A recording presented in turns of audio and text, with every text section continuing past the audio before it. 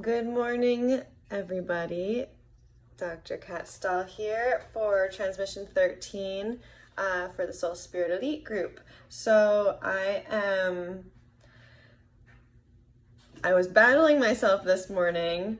I've been getting the download that I'm supposed to read you guys a book that I came across from my own collection that I haven't read yet. I don't even remember how I got this book. But it popped out, kept on asking to be read, and so I was like, okay, so Sunday morning I'm waking up, I'm going to read this book, the first chapter or two to you guys. It's called The Kin of Atta Are Waiting for You, and that's Dorothy Bryant who wrote the book. It has amazing reviews. This, I think, was published in '97.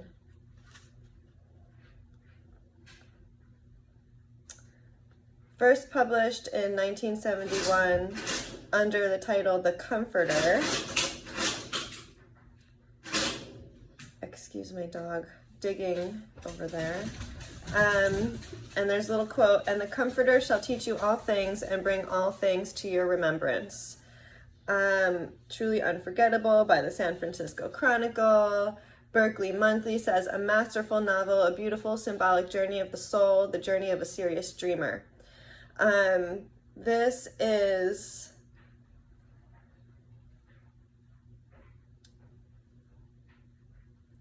always the same underlying theme in her books, the struggle of the human spirit to know and become itself. So, sounds really promising, right? Well, I open it up to the first few pages and this guy is literally murdering some naked woman who was in his bed at 4 o'clock in the morning. So I'm gonna skip the first few pages and just give that little storyline, because there's a bunch of crazy vulgar words and descriptions that I would prefer not to start my day off reading out loud. So we're gonna just skip through that part and start on page 4, where he has gotten out of his house, left the murdered woman's body there in his bedroom. He's in his car. He's considering, should he call his lawyer and see if he can, help with a pleading psycho or, mental disorder thing. He's thinking about, does he have enough money to escape? Does he have enough gas to keep going before anybody notices him? And how many people have seen him with this woman in the past. The whole premise for him killing her, I think, was this idea of, well, I'll just read you the little conversation that they have, the argument before she dies. So she's screaming at him. "I exist," she was screaming. "I'm a person." "No," I told her, "I invented you, or you tried to invent yourself, right out of my latest book. But some of the details got and she starts attacking him because she's so offended that this writer, who is the narrator here, is basically denying her existence, saying that the only reason she exists is from this book that he invented or created and wrote down. So he's having some trouble seeing the lines between reality and imagination, right? Which is totally the line that shamans, that intuitives, that we all walk constantly every day, and especially, in nighttime and between dream world and waking world. I don't know how many of you have had these experiences. I personally have woken up with no idea where I am, whether it's in the middle of the night or, from a nap or in the morning. Sometimes it takes me a minute to remember where I left my body and where I'm coming back to from sleeping, or even sometimes meditating. So there's definitely that line, that discernment between what is real and what is fake or imaginative is very debatable and is very transformable, shifts. So that is basically the first premise of this book. Okay, so with all of that set up, I'm going to read the first chapter, which is pretty lengthy, and by the end of our meetings in November, we will have read the entire book. Like I said, I haven't read this. I read the first few pages, thank goodness, because I would have started off and been very shocked, taken aback with myself for the things that I was reading. So, how far can you get without more gas? That's where we'll pick up. He's asking himself. The nagging voices buzzed like flies around my body. My silent body answered nothing, thought nothing. It heard without listening and kept driving. I don't remember turning off the freeway. I don't remember the road I took to the mountain. I don't remember the ascent. There was nothing but the whining voices inside of me and still, stolid body driving. I don't remember the curve. It was only when the car began to roll over, when my body driving it no longer drove it, that I realized that I'd turned too sharply, skidded, and gone off the edge of the road. I'm gonna go fix these dogs real quick. It was only when the car began to roll over, when my body driving it no longer drove it, that I realized I'd turned too sharply, skidded, and gone off the edge of the road.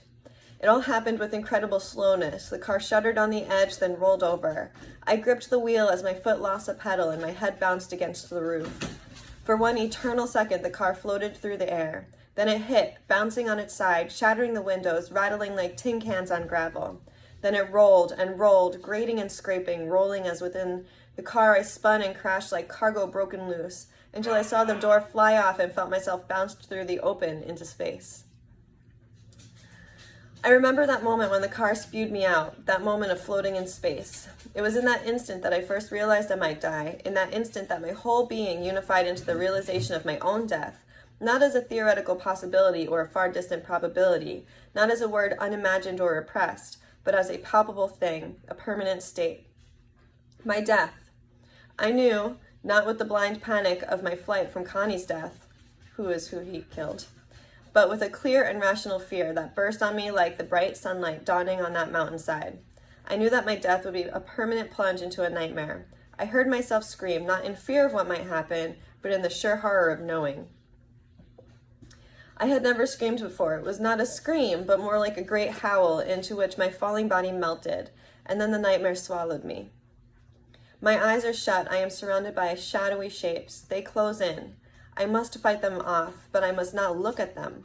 How can I fight if I can't see them? I must run, but they are all around me. I might run into a grasp of one. Don't look at them. They are closer. I feel their breath on me. I throw out my arms to hold them off, but they will swallow my hands.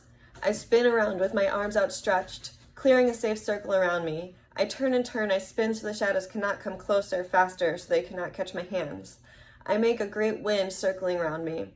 I spin faster and faster until I am dizzy. I'm dizzy. I am falling. I fall. I fall and they are on me. They have me. My eyes opened. I was not dead. It was just all another nightmare. The murder, the drive, the accident, all a refinement on the old nightmare. For a while, I lay still, breathing deeply, gratefully. I did not want to move. In a moment, I would roll over, look at the clock, and take another pill. But not yet. I wanted to lie still and safe in my own bed, in my own house. In a moment, I would sit up and laugh and write down my dream for the psychiatrist. It was a good one. He would dig into it like a kid making mud pies. I started to roll over, but the shock of pain made me gasp, feeling as if knives had dug deep into every part of my body involved in the move. I lay still again. It had not been a dream. I was hurt, very badly hurt. I made tentative moves, first in my fingers, then in my hands. By the time I tried my arms, I again felt the stabs of pain telegraphed throughout my body. I knew there was some very good reason not to move my right leg. A mere twitch of a toe warned me that something was very wrong there. I raised my hand to my face. It felt wet, and it stung when I touched it. My hand was stiff, my fingers raw. Now, even without movement, I felt the pain of the scrapes and bruises covering my body. My leg must be broken, I thought. and with every breath I knew that I must have cracked most of the ribs on my right side. My slight movements had activated a smashing pain in my skull. I felt almost as if even blinking my eyes would crack the head wide open. I groaned, and I heard a soft rustling sound near me. Then it stopped.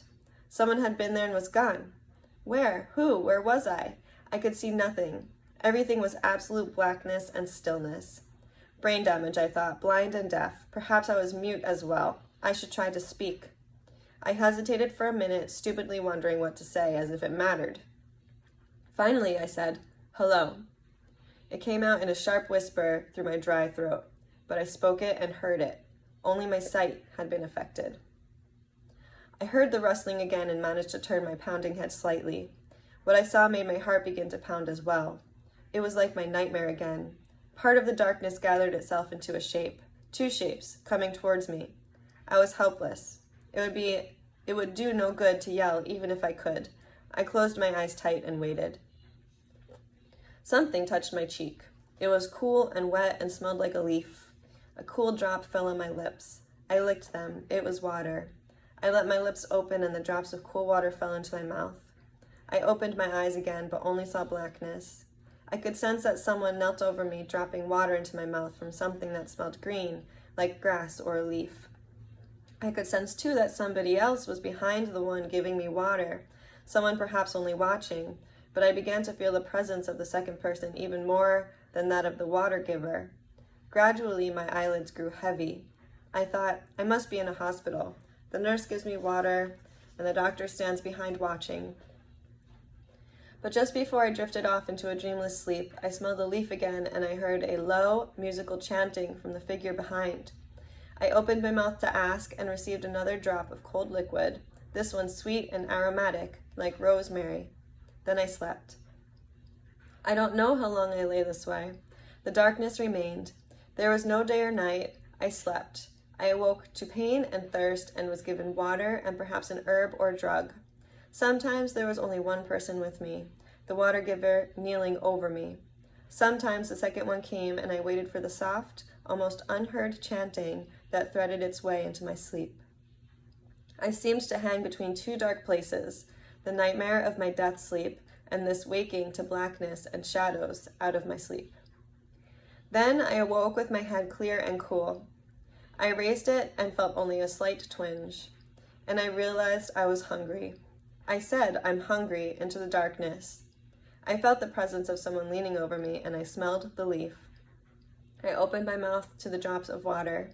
Then I raised my head again and said, "I'm hungry." There was a slight pause, a hesitation. Then I felt something touch my lips. It was a finger. It smeared something on my lips. I licked them and tasted a sweet, fruity pulp, like some kind of mush mixed with honey and fruit. The finger continued to dip into something I could not see and carry the sweet substance to my mouth. I licked it off and very shortly felt satisfied. I felt myself being watched. After waiting for a few minutes, the figure withdrew. I waited. Soon it returned with the second shadow. This time the second one came close, and I felt myself being touched, listened to, even smelled. Then both withdrew, and this time I waited for a long time. I was wide awake. I knew that I had come through something. I'd been close to death, but I was going to live now. I still hurt all over, but the pains were aching and smarting, no longer like stabs deep into me. I did not dare to move my right leg, and when I touched my head, I felt my hair matted in dried blood. But I was going to live. I wondered if I would always be blind. I wondered where I was. Then I heard them coming back, one, then the other. More. There were more, crowded against one another, so that I knew we must be in a very small place, a place that smelled of earth and grass. They came close and surrounded me, shadows in the dark, like the nightmare again. But this time I was not frightened. I was wide awake and curious. Interesting. See how fear changes things? One of them spoke, not more than 3 syllables. The sounds made no sense to me, but as he spoke, I felt myself moving. They had grasped the mat underneath me and, using it as a stretcher, were half lifting, half dragging me as they moved on their knees. "My leg," I said. "Watch my leg." We moved only a few feet and then came to a narrow, low place where they could not even kneel. Some went ahead and dragged me upward through the narrow place. It was like a short tunnel, not more than 8 feet long. Then suddenly a ray of light hit my eyes like hot sparks. Someone threw something over my eyes, a leaf. Through the veins of the leaf, I could see light. I'm not blind, for Christ's sake. You had me in some cave.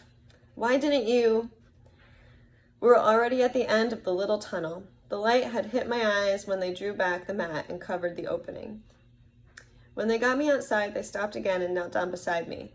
Someone threw a soft covering over me. They all seemed to be waiting.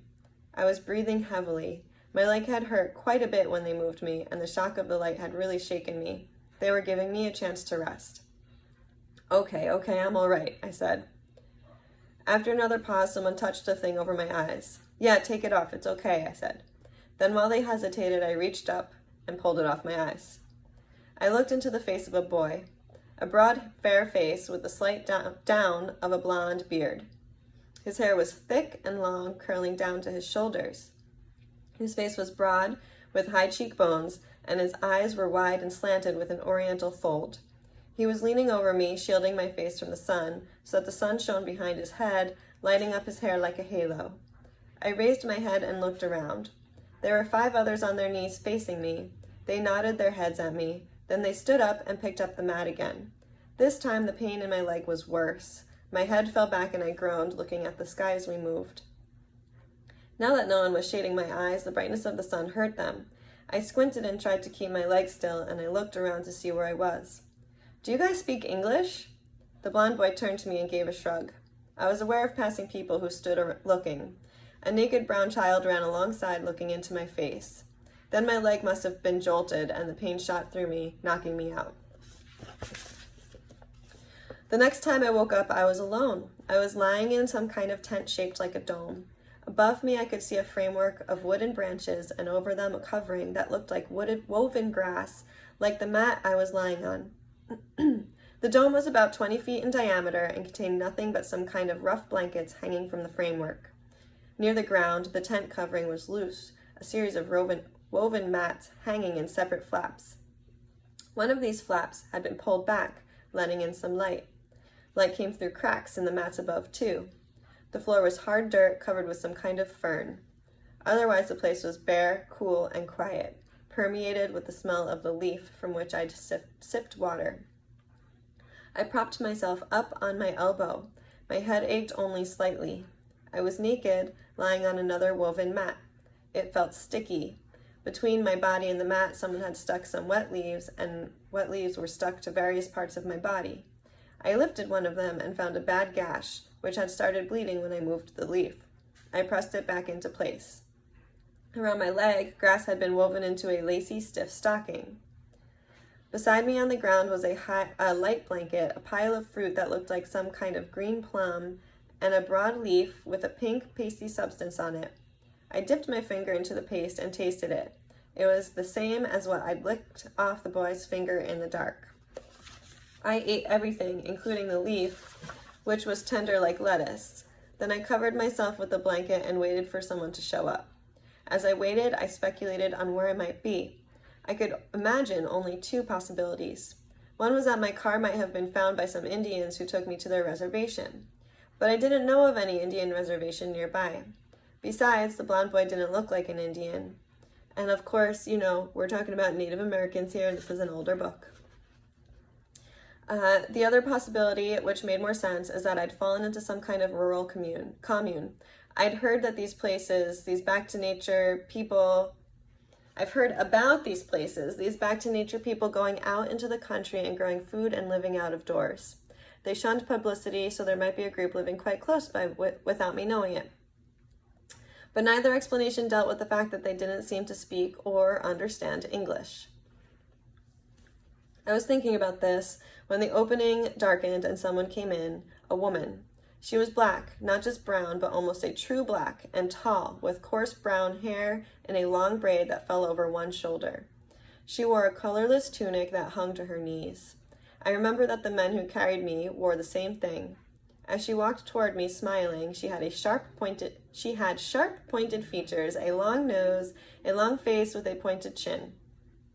She was thin, but hard and muscular. I could see the shape of the muscles in her black arms and legs. She knelt down beside me. Her eyes were blue. "Do you speak English?" I asked. She shook her head and smiled. Something fluttered on her shoulder beside the braid. It was a white butterfly. I pointed to it, and she nodded and smiled again. Then I saw she held something in her hand. At first I thought it was a small cup. Then I saw it was made of leaves, folded and woven over one another to form a cup. She took another leaf, dipped it into the leaf cup, then held it to my mouth. It was a kind of warm gruel, like barley. I let her feed me, and when I finished eating, she held the leaf up as if offering it to me. I put it into my mouth and started chewing, and she smiled. She offered me the leaf cup too, and I ate that. She got up. "Don't go, sit here, let's get acquainted. I want to," but she paid no attention to me. Giving a slight nod of her head to me, she crossed the floor to the opening and went out.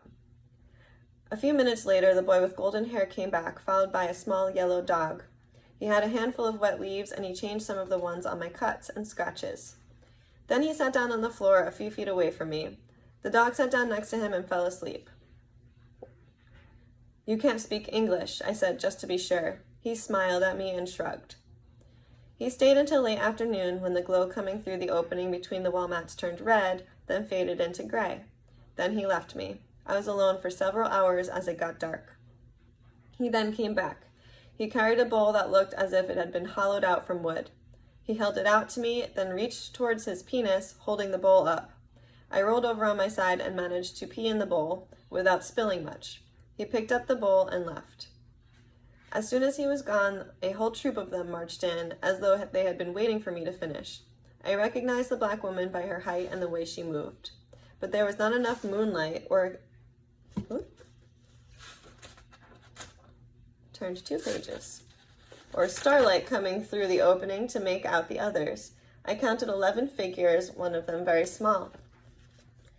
They filed in one by one, walking very erect, almost ceremoniously, as if in a formal procession. Each of them went to the wall and took one of the blankets that were hanging there. 2 of them helped the little one wrap itself and lie down. Then each one did the same, lying down under the place where his or her blanket had hung, head near the wall, feet pointing towards the center of the tent, like the spokes of a wheel. Then they all murmured something. The sound whispered softly around me. It was the first word of their language I learned, and, as I was to know later, the most important. "Nagdio," they said. "Nagdio, Nagdio," echoed softly until it died into the darkness, and I heard only their breathing. I sat up to try to get one more look at them, and as I squinted across the darkness, I saw that I too had been placed as one of the 12 spokes of their wheel, with my feet pointing toward the center of the tent. I lay back and slept. The pain in my leg woke me while it was still dark. I could see a few stars through an opening between the mats above my head.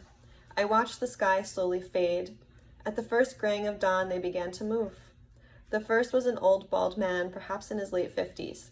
His skin was brown and his legs spindly, but he looked vigorous and strong.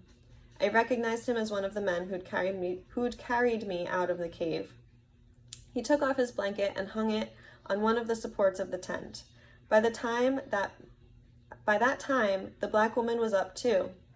"Nagdeo, Nagdeo." The 2 of them stood facing each other. Then they reached their arms upward as if to pull something from the roof. Instead, they swung their arms outward to the side and stood that way for a few seconds. Then slowly, in simultaneous motion, they brought their hands together, prayer fashion, in front of their chests.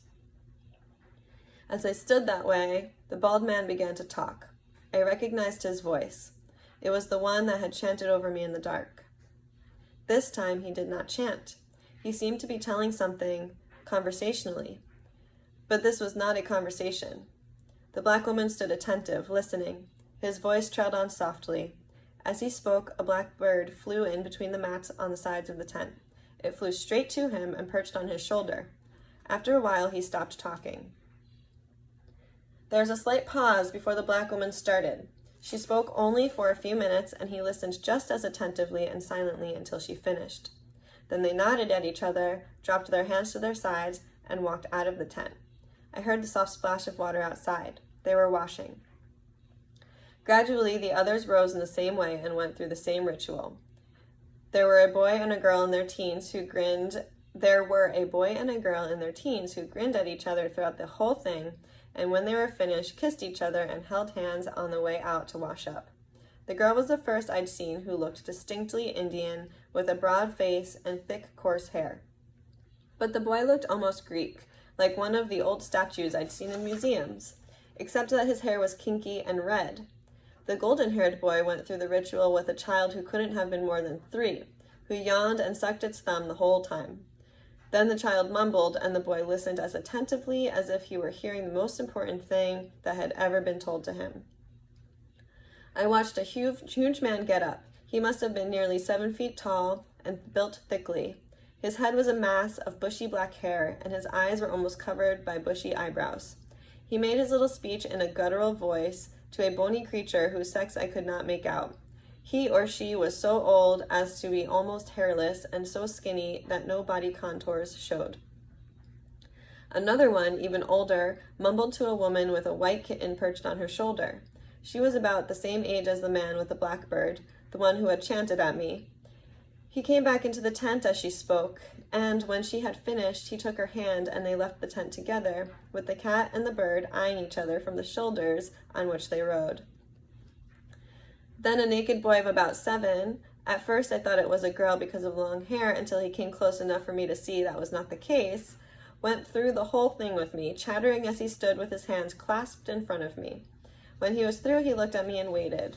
I shrugged and said, "I don't speak your language." He stood for a few seconds waiting. Then he dropped his hands, gave me a little nod, and walked away. I saw the bushy-haired man pat him on the head and smile. Within a few minutes, they were all gone. As soon as all were out, the golden-haired boy came back in to take care of my toilet needs. And then the black woman came in with a cup of water and a grass tray of fruit. This time she wore a black and orange butterfly. Then they left me for the rest of the day. The 7-year-old came back several times and just stood there looking at me, then ran off.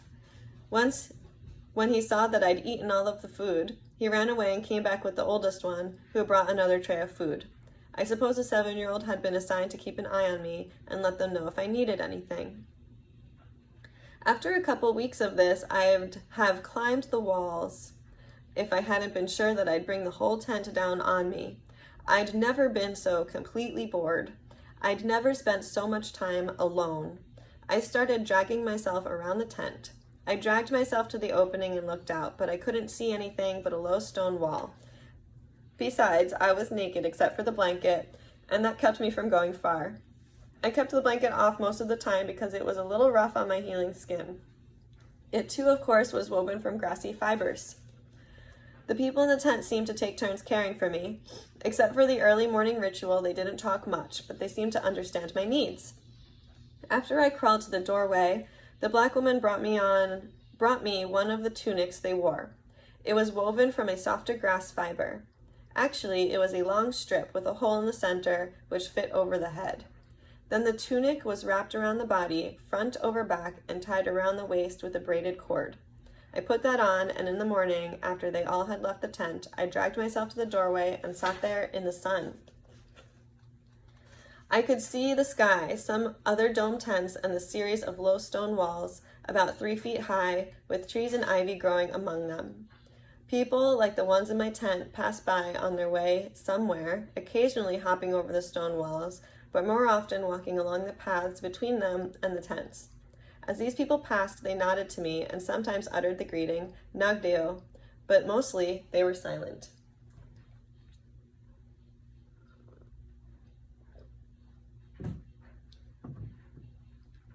At sunset, there was a great stream of people passing before me. I decided that the whole village must pass by at that time, all going somewhere, probably to eat. There were always fruits and leaves lying around among shells and water pots perched on the low stone walls, but I never saw any adults eating. I assumed, correctly, that they must eat somewhere else, and that the fruit was left there for children or anyone else who couldn't wait until sundown for meal. I counted them several times as they passed by, and knew there must be fewer than 150, including babies carried in arms. They all dressed alike and all walked alike, silent, erect, and somehow tensed, as if listening to something. They reminded me of that look I'd seen on the faces of people who carry transistor radios around and listen to them all day long. That faraway, attentive look. The younger ones ran or skipped, but even they seemed occasionally to be skipping in time to music only they could hear. Most of the people were of a racial blend I could not quite identify. They were of medium height and build, and all, of course, suntan or brown. Their features formed a medium composite. Eyes neither narrow nor round, noses neither flat nor pointed, lips neither full nor thin. Their hair varied from the lightest and finest to the darkest or coarsest. But a large minority of them had startling combinations of physical traits, like the black woman with the Nordic features and blue eyes, or the golden-haired boy with oriental eyes, like signs of recent interbreeding, or mutations, or throwbacks. I saw no sign that these extreme types were in any way noticed or thought of as different by the others. Yet at first I completely missed these dramatic differences, and I thought of the people as looking all alike. I was used to superficial conventions of clothing, grooming, and manner. I had become so blinded to people's real faces and bodies that, when I watched these people walk by, I was often unsure even of their sex. Since all wore their hair long and all wore the same shapeless knee-length tunic, only beards and body contour were definite signs. Up to the age of sexual maturity, the children were naked and long-haired, and unless I made a special point of looking for a little penis, they were sexless to me, or all rather like little girls because of their long hair. The old people looked alike in their own way, as, without special clothes and makeup, old men and women do tend to look sexlessly alike, the women growing some facial hair, the men's features softening, bodies getting skinny and shapeless. But even in the middle age range, I was occasionally confused because of the total lack of sexual roles. The men waited on me as often as the women did, and on each other. The tent was cleaned out every few days, the fern branches shaken out, the floor tamped and brushed, but everyone helped with the work. I saw no difference of function, except the women obviously nursed the infants, but the men carried and cared for the small ones just as much as the women did. I made the mistake of thinking that there were many more babies and children than there actually were. Each time I saw a man or woman carrying a baby or holding the hand of a child, I connected the child with the adult. But gradually I began to recognize the little ones. There were not very many, and it was hard to tell who their parents were. They seemed to be passed from one to another. I learned finally who the mothers were, as the babies were passed back to the same woman to be nursed. But I hardly noticed the babies anyway. They were inconspicuous because they were quiet. During the whole time I was there, I never heard a baby cry, except for the first, aggrieved cry of birth. Many of the people were accompanied by pet animals or birds. The black woman had a different colored butterfly riding on her shoulder every day, and the bald man was seldom without the black bird perched as if sprouting from his shoulder. The white cat seemed to stare suspiciously at me over the shoulder of the woman who was always with him. The golden-haired boy had his yellow dog, which was always curled up to sleep. The bushy-haired giant was incongruously followed by a bleating lamb, and one 5 or 6-year-old girl made me a bit nervous every time she walked past with her 6-foot green snake circling her shoulders. I don't mean to give the impression that I was observing the people and learning about them at this stage. What I learned came to me in spite of myself, for I had nothing but the slightest curiosity about them. I was far too absorbed in my own problems. All day I lay around watching my wounds heal, waiting for my bruises and my pains to fade, wiggling my leg tentatively as the grass stocking softened and disintegrated. If I sat alert in the opening of the tent, it was only because I expected at any time to see the local police come down the path to drive me back to town. I knew I had to get well and strong so as to get away, but I could not imagine where to go. I devised plan after plan. I would call my agent for some money and would take off for Mexico. I would go back to face the mess, call my lawyer, and maybe get off with probation or at most a couple years of prison. I would deny the whole thing, say I'd gone on a trip and Connie had been killed by a burglar. I would just call someone as soon as I got off the reservation and be surprised and grieved. I would call Connie's number first of all. It was a clever touch. It might work. It never occurred to me to think of staying here for any length of time. That's why I made no attempt to learn the language and had little interest in the customs or people. I had, I thought, enough to think about. One night I had a strange dream. I was in a doctor's office having my leg examined. The doctor was dressed in surgical clothes, mask and all. He took the grass cast off my leg, examined the leg, and then led me to an enormous and complicated piece of machinery. It loomed over me, threateningly. He told me to put my leg under it. I was afraid. Then he said if I wanted my leg to heal more quickly, I should submit to the machine. Otherwise, it would heal, of course, but very slowly. He seemed not to care one way or the other, but simply stood waiting for me to decide. Finally, I put my leg straight out under the huge mechanism. The doctor pulled a switch. The machine lit up, and then out of it came the chanting sound I'd heard in the cave. The sound continued for some minutes. Then it stopped, and the doctor switched off the machine. "Stand up and walk," he said, and I did. The morning after that dream, it happened that the bald man who had done the chanting chose to go through the ritual with me. I waited until he was through talking. Then, as he let his arms fall to his sides, I pointed to my leg. "How about it, old witch doctor?" I said. "Can you have me dancing by noon?" I caught a look in his eye that showed me he understood my tone, if not my words. He turned away. "Wait a minute, I'm serious." He turned back. "I really am," I said. I pointed to my leg again. "Anything that will get me on my feet sooner." He left and came back a few minutes later with a stick. He made motions as if to use it as a crutch. I nodded and took the stick. "But is that the best you can do?" I guess my disappointment was evident. He looked at me doubtfully for a moment, then, somewhat reluctantly, I thought, went outside and got the other people of our tent. They went down on their knees in a circle around me. The old man chanted for a minute, then reached forward and touched my leg. That was all. It was all over. Everyone got up, and two of the men, the big bushy-haired one and the boy I'd started to call Goldilocks, helped me to my feet. The bald man handed me the stick again and gave me an abrupt nod. All day, they were gone. I practiced hobbling around on the stick. That night, they repeated the little chanting circle. I slept very deeply afterward, and the next morning I was able to pull myself up on the stick without any help. That day, I hobbled around the paths outside the tent. By the time the circle gathered that night again, I was very eager. This time, I had closed my eyes and clasped my hands the way the others in the circle did, and concentrated on the chant.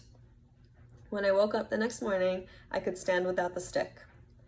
And I went into a complete panic. For now, I had to do something. So long as I was hurt and sick, it was plausible that I should remain here without attempting to communicate with the nearest town. But as soon as I was on my feet, and there was no reason not to, unless I had a reason to hide. My disappearance must had been noted soon after Connie's death. Sooner or later, the wreckage of my car would be found. Sooner or later, someone would come here from the nearest town and would notice me, or the authorities would routinely search the place. They often raided such communes, first of all, expecting to find fugitives there. I was surprised no one had come yet. Maybe tomorrow someone would, or the next day. I had to move before they did, and I could not. I understand now the state that I was in then. It was a part of all that I had made of myself. It was a part of my success. And I was a success in every way that I could wish. I was that rare man, a man who had gotten everything he wanted.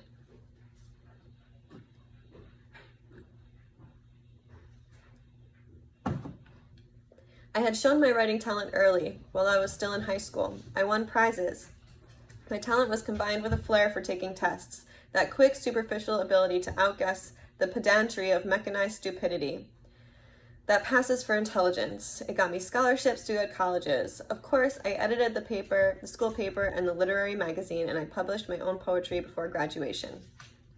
Even so, I easily saw that regardless of my talents, degrees without contacts would get me nothing but the starvation of a serious writer or the dull security of teaching. I got a job in a quiet, exclusive girls' college where I could write more poetry, spill a few words of wisdom to the painting adolescents, I got a job in a quiet, exclusive girls' college where I could write more poetry, spill a few words of wisdom to the panting adolescents, and rise in the respect of my literary colleagues while I waited to meet the rich young student I would marry. The young things fell into my bed like cut grass. I could have chosen among 3 or 4 that first year. They were all so eager to break their parents' hearts by marrying a defiant, arrogant, academic opportunist. I chose the most staunchly rebellious one, and we eloped. Now I could live without working, pretending to write poetry while looking down my nose at her family, who hastened to support us. But the money was not enough, a small gain, really, for a man with an appetite like mine. I wanted something I couldn't define, something like the first thrill that comes with the first winning, a first publication of your work, a first good job, a first good lay, All the orgasms of life that while you're having them make you think, this is it, this is the great thing, now I've got this, I've made it. But almost before you finish saying it, you're on your way down. The thrill is waning, the orgasm is over, and you can't reach it quite that way again. But you keep trying to duplicate it. You try all the variations to get there before you exhaust that way and begin to try some other. That was what my life was really all about.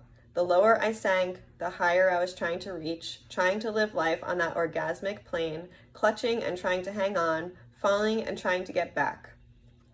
The world is full of ways to try to reach it. Drugs and drink and sex and fame and things, plenty of things. You can spend years from your first shiny tricycle to your last taste of power, and can take a long, long time before you know, finally, fully, before you realize that you always come down, no matter how high you've been, that it's a law of gravity of the soul. That's when a lot of people commit suicide, when they stop believing it's possible to live really alive, when their own weight becomes too much for them. Wow. When their own weight becomes too much for them. But I was a long way from that, or thought I was. I lived off my wife's money while I concocted a novel of obscene urbanity, a spy story with a ruthless, indestructible hero, and equal parts of sex and violence. Among my father-in-law's contracts was a publisher who owed him a favor. The university presses, which had published my poetry, wouldn't touch it, of course. I hit it just right. Some people read it for the sex, some people for the violence, some because others were reading it. It crossed all intellectual lines, the lowbrows identifying with the hero, the highbrows pretending they found it all very funny. When the book hit the top of the bestseller lists, I left my wife. I turned out 4 more of them, released them 1 a year, signed film contracts, and at 30 was rich and famous. I even looked like the hero of the books, lean and hard, for in the effort I'd increasingly lost weight and had what Connie and the others, all those others, called a hungry look. There was even some talk of using me to act the role for the movies. I'd already done some introductions for a TV mystery series, and any number of frustrated people had adopted my face as a face of their fantasy identity or fantasy lover. It was all fine except for the nightmares, and the nightmares were perhaps the only real thing in my life. I knew all the rest was phony. I knew my popularity would wane, but not before I'd made a lot of money, and then would be able to what? I hadn't thought of the next stage, the next orgasm yet, but I was coming down. The nightmares were more frequent, and women like Connie sometimes became absolutely savage, as though being with me turned them into some kind of screeching witch. But I was a success, I told myself. I was what all men wanted to be. God help them.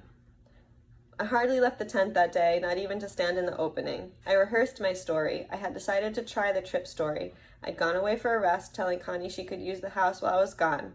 I'd had an accident. Well, as soon as I was able, I'd gone back to town. I hadn't seen a newspaper, so I had no way of knowing what had happened. No, I had no idea who could have done it. Of course, Connie was a woman who got around. There were any number of men, perhaps a jealous lover or ex-husband. She had 2 of them. As I paced around and round the tent with only a slight limp, the story sounded more and more plausible. After all, if I couldn't dream up a good story, who could? The sky was turning a deep gold, and I heard footsteps. I went to the opening, pulled back the mat, and stepped outside. The people were coming down the path in their daily sunset procession. Today they seemed to be livelier than usual. Some of the younger ones were holding hands and moving in a kind of skipping, hopping dance along the path. One of them missed a step, and the others laughed and embraced him. Then he laughed, and they stretched out their arms, held hands, and moved forward again. As they passed by me, they pointed to my leg, gave a high kick, a laugh, and skipped onwards. As other people passed by, they gave me a similar greeting or congratulations on being on my feet. From some, the greeting was a simple nod. From others, like the bushy-haired giant, it was a robust shake of his clasped hands, like the gesture of a winning prize fighter, followed by an ironic bleat from his trailing lamb.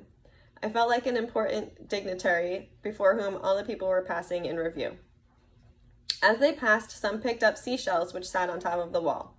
I learned that later these were used for eating and drinking. Whoops! I have a really non-professional setup here. I'm balancing the camera. Let's see if I can fix this. Dun, dun, dun. Come on.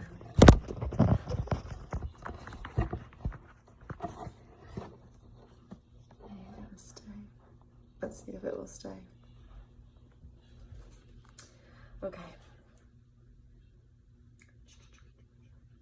As I passed and picked up seashells which sat on top of the wall, I learned later that these were used for eating and drinking.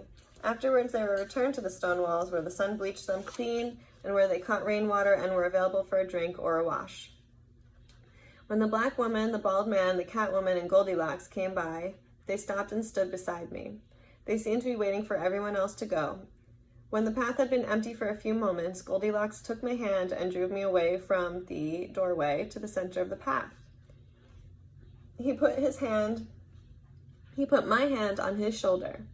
The black woman came alongside and put my other hand on her shoulder. A green butterfly took off from her shoulder and lit on her ear. The old man and woman went ahead. We walked in silence for a few steps. Then the woman ahead started chanting. Her cat eyed me steadily over her shoulder. We walked slowly as if to let me test my leg and lean for support. But there was no problem. Except for a slight weakness, the leg was all right.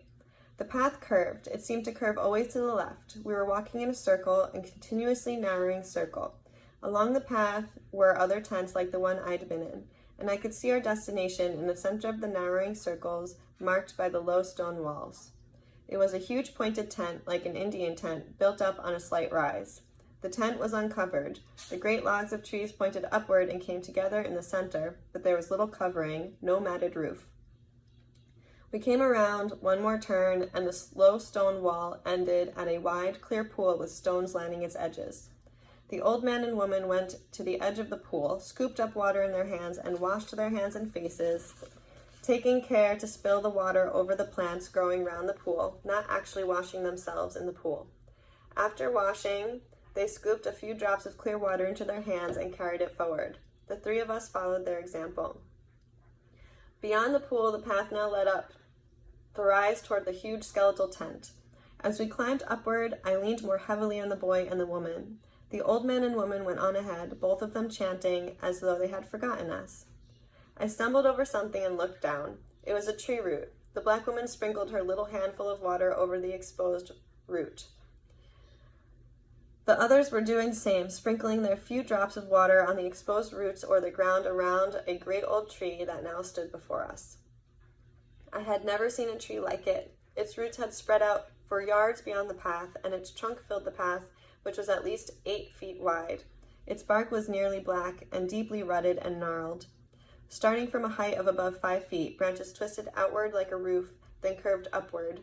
The leaves were broad and thick, a dark bluish green with red veins running through them. We had to duck under and go around the tree. It was quite dark under the thick branches.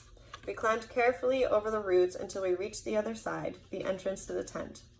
I stopped short and looked down. The mound on which the tent was built had been hollowed out and steps cut into the side like a broad, shallow, inverted cone, going down the earth to a central point which glowed with a red flame. Seated on the steps along the sides of the cone were the entire population and a sizable number of animals. They were in complete silence, looking deep down into the flaming center of the cone. Then, as if at a signal, they stood up, lifted their heads, and gazed upwards to where the tree trunk poles of the tent joined high above them. As they stood this way, several boys and girls turned and came toward us. They lifted me on their shoulders and began walking down the steps. The old man and woman continued ahead of us, and the black woman and Goldilocks followed behind. I started to object, but in the complete stillness, my voice sounded so strange that it startled even me before it died off. People stood at random on the steps. There was no straight pathway down. The boys and girls carried me around and among the people, going step by step. All the people, even the children, kept their eyes upward, fixed on the joined beams of the great tent. Again and again I followed their gaze, and as we descended deeper into the cone, the massive logs above seemed to pierce more deeply upward into the sky where they converged in center. For one ridiculous, panic-stricken second, I believed that they were going to carry me to the deepest center of the cone and throw me into the flames. At that point, one of the children cheated, looked away from the tent top. He sneaked a quick look at me. When he caught my eye, he grinned and stopped me from making a fool of myself. I had been about to start screaming and thrashing. The fire in the center was set in a great pit. Earthen pots sat around the edges. The boys and girls circled the flames with me 3 times and then sat me down. The bald man and Catwoman began to chant again, but this time the chant was taken up by the boys and girls. The nearest people joined in, and then others beyond them, and beyond them. As they joined in the chant, they lowered their gaze from the tent top and looked down at me. I call it a chant, but it was not really that. It was a wordless song beginning with a thread of melody from the old woman and woven round and round by the others as they joined. The harmonies thickened, becoming tightly complex, then suddenly opened out, like the unraveling of knotted threads.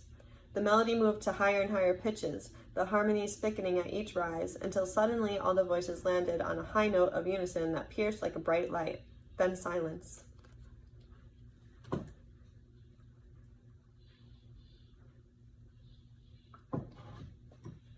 The silence lasted only for a minute. Then somebody giggled. The boys and girls who had carried me ran up the steps again. The first row of people stepped forward toward me, but then went beyond me to the fire. They picked up some of the earthen posts and went up the steps. One of them came to me, pulled something out of a pot, and held it up to my mouth. I opened my mouth, and he put it in. It tasted like a sweet potato. Everyone around me was laughing and smiling. People carried pots and walked around putting bits of food in mouths of others. No one fed himself from the pots, except one or two of the small children. I noticed that when they fed themselves, someone always rushed up to them smiling and fed them from another pot. Then someone would take the pot away from the child and feed him and others, unless the child caught on fast enough to start feeding others. The black woman walked up to me and held out a morsel, smiling at me. I took it in my mouth and looked straight into her blue eyes as I chewed and swallowed. Then I took the pot from her and, never dropping my gaze from hers, I took a bit of food in my fingers and offered it to her. She smiled and opened her mouth. I reached for more, but she made a gesture toward the people around her.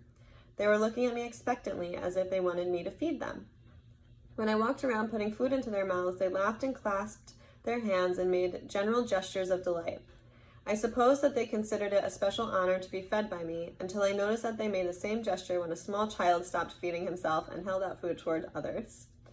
There wasn't much food, and it took a long time to get everyone fed by this inefficient method, but everyone finally seemed to get enough. The people who emptied the pots cleaned them out with leaves, which were also eaten, and then put them in a row around the fire. The fire had died down to coals now, but the place was warm and comfortable. Everyone began to sit down on the steps again. I sat down in the front rows next to the black woman.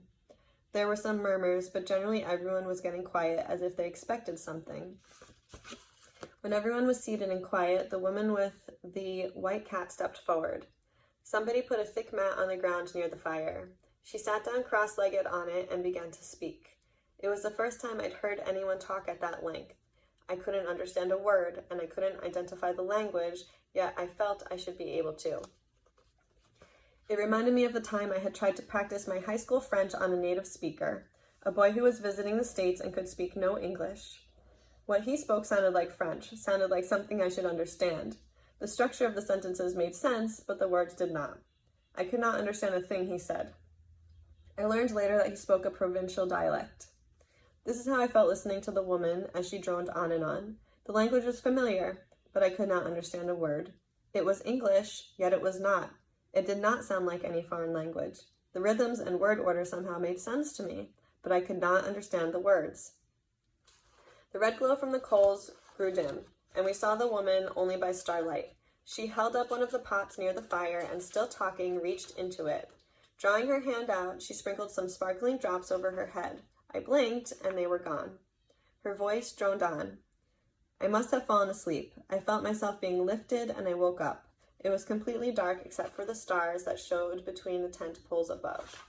They carried me up the steps, out of the cone, down the circular paths, and all the way back to the tent. Still groggy, I went inside and lay down, remembering to take my place as I spoke in the wheel-like sleeping arrangement. Then I fell asleep again. I awoke while it was still dark. All the bodies around me were still. I lay and thought about the experience of the evening. I had been through a ceremony, perhaps a kind of welcoming ritual.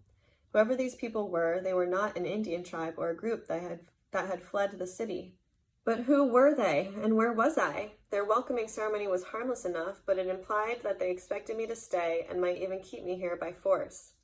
They had simply not existed for me as real people before. I was concerned only with myself and with the world I had to go back to. But now my attention had been forced to include them and this place. It was time for me to find out something about where I was. Or maybe it was time for me to leave. Maybe I should just walk out right now. I got up very quietly, keeping my blanket wound around me. I was near the opening and only fumbled for a moment in pulling the back flap. Then I was outside on the path. The night had remained clear. The sky was dead black with stars piercing brightly. I could see the spokes of a great tent above the trees. In the opposite direction I saw a hill shining gray in the moonlight. I shook my right leg. Could I make it? The hill was not so very far away, not so very high. I could climb there. I could walk there, climb the hill by sunrise. From the hill, perhaps I could see a road or even possibly a town. I set off at once, keeping my eyes on the hill. Rather than following the paths, I went straight, stepping over the low stone walls of the paths, passing by other tents, like the one I stayed in. All was very still, except that along the way, I disturbed the animals. A squatty reddish dog sat up as I passed. Sheep, goats, and rodent-like things shifted relentlessly. One large spotted cat followed me for a while. Birds perched everywhere, flapped their wings, and cocked one eye at me. But very soon, by cutting across the paths, I came to the end of the tents. Beyond them, I saw rows of strange little mounds. When I got close, they looked like igloos, with low, crawl-in tunnels leading to them. I stopped and looked at one, remembering. I must have been in one of these, not in a cave that they had put me when they found me. Beyond the little igloo mounds were open fields, with earth that was soft. I sank into the soft dirt as I walked, and looking down, I could see some kind of small, young growth. I bent down and pulled up a leaf. It was the kind I had eaten, the kind woven into cups, used for spoons, for cleaning out pots. It must be where they cultivated their food, perhaps working in the fields all day. Beyond the field, I came to rows and rows of small trees.